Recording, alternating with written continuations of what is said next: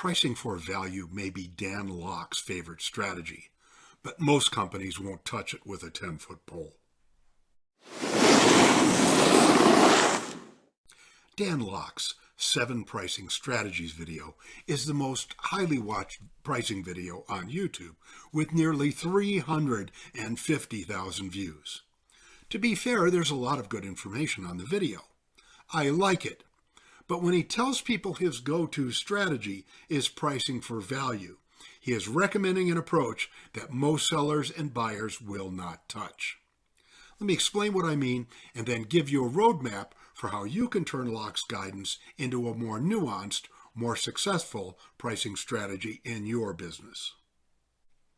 Before we dive in, if this content is of value to you, please like, comment, and subscribe. For a complimentary PDF on the 5 levels of value-based pricing, click on the link in the description below.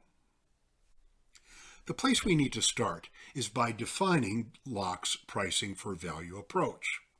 This is not value-based pricing as normally defined virtually everywhere else in the world. In the pricing world, Locke is talking about an offshoot of value-based pricing called outcome-based pricing.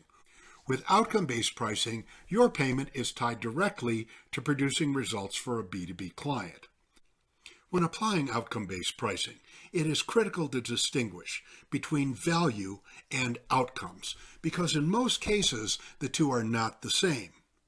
Value is the monetary impact we have on a client's business. We grow revenues and we reduce costs. That's it. That's what value is. Value is measured in dollars or euros or yuan or other currency.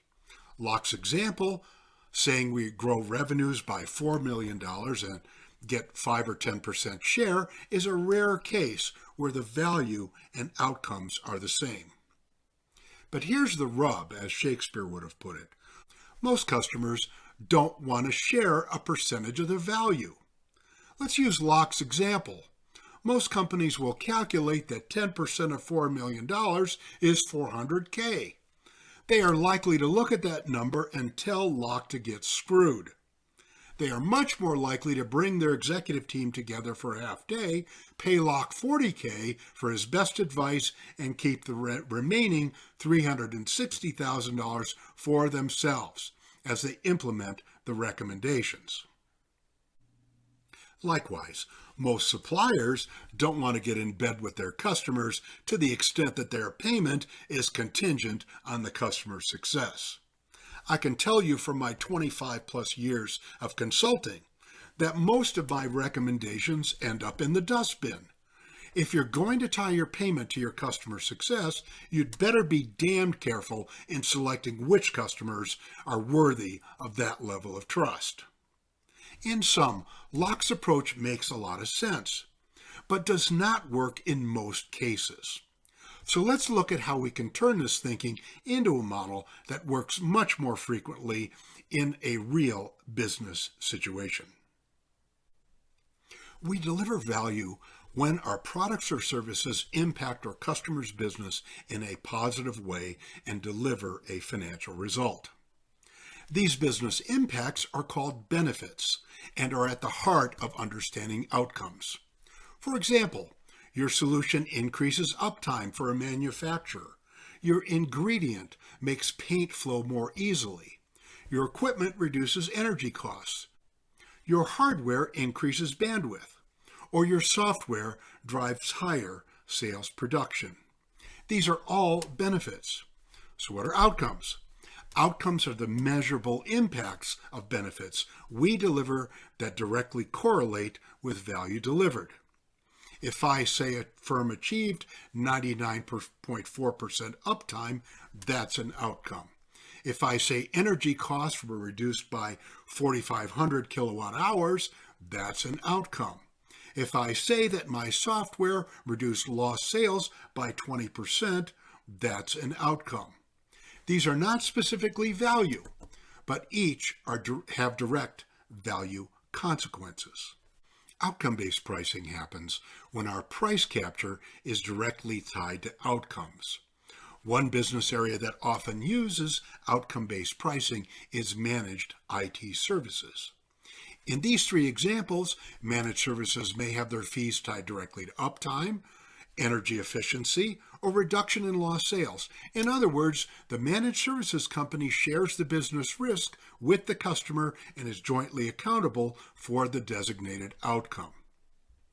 Now let's choose uptime in a somewhat extreme example to develop a pricing strategy. Uptime is valued differently by different manufacturers. At Intel, for example, when a chip manufacturer machine goes down, the cost of that downtime can be $7 million per hour. Why is it worth so much? Because Intel operates 24/7 mass-producing chips. A down machine costs lost sales. Alternatively, believe it or not, there are actually mom-and-pop microchip manufacturers. They own a handful of machines and get contracts to produce a set of chips for a specific application. Let's say it's a talking doll. Uptime on any given day is relatively unimportant, as long as they can get the batch of chips done in 90 days so assembly of the doll can happen before Christmas. If you served both these customers, you might have an outcome-based pricing strategies structured like this. You have two offerings. For Intel, you have a 99.999% uptime offering at a high price, and you have a 90% uptime offering at a low price for the mom and pop manufacturing. Note this is not just a price difference, but a process, outcome, and value difference as well. Your work effort and processes are going to be dramatically different in each case. You'll likely have bonuses for exceeding your target levels and also penalties if you miss. Though the example is somewhat extreme, this is a much more realistic scenario for how an outcome-based pricing strategy works in the real world. You can count on being paid for your work because you have a contract for payment and a negotiated price. If you exceed, you get more, and if you miss, you get less. You are aligned with your customer success, but your butt is not exposed if something unexpected happens in the client's business. Once again, for a free PDF on the 5 levels of value-based pricing, please click on the link in the description below. For a deep dive on outcome-based pricing with another example and a detailed list of advantages and disadvantages, click here. For one of our other videos, click here. And thanks for joining me at Value and Pricing Secrets.